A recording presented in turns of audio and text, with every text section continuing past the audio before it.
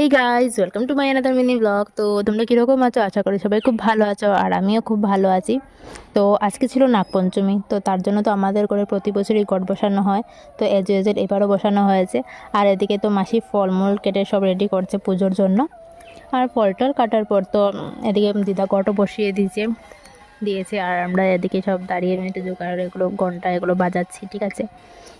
তো সব মিলিয়ে নাগপঞ্চমী ভালোই কাটলো। আর এদিকে তো দিদার অলরেডি পুরো পুজোই কমপ্লিট হয়েছে।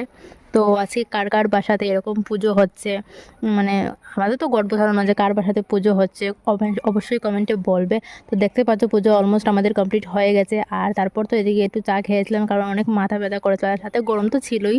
তো চাটাকে একটু ফল টল খেলাম। তো সব কিছু শেষ হওয়ার পর তো আজকে দুপুরবেলা আমি সব রান্না করেছিলাম। যেহেতু আজকে নিরামিষ ছিল, তো নিরামিষের দিনে দেখতে পাচ্ছ আমি রান্না করেছি কারকুল ভাজা, আলু ভাজা, চানার ডাল, শাক, সবজি, তারপর কাঁচকলা দিয়ে একটা তরকারি করেছি, যেটা রেসিপিতে তোমাদের সাথে শেয়ার করেছি। তো যারা দেখোনি প্লিজ অবশ্যই দেখবে, দেখে বলবে যে কীরকম হয়েছে। তো রান্না বান্না শেষ করার তো সবাই মিলে একসাথে লাঞ্চ করে নিলাম। তো লাঞ্চটা তো আজকে দারুণ ছিল, পুজোর দিনে তো আর দারুণও ছিল। আর তো সাথে তো গরম, কি বলবো, এত গরম ছিল কিছু বলার নেই। আর বিকেলবেলা তো প্রতি বছরই এই শ্রাবণ মাসের দিন তো আমাদের বাসায় এই যে বই পড়তে হয়, তার জন্য তো আমরা পড়ি, আর পুরো কমপ্লিট করতে হয়, তার জন্য বই পড়া হলো।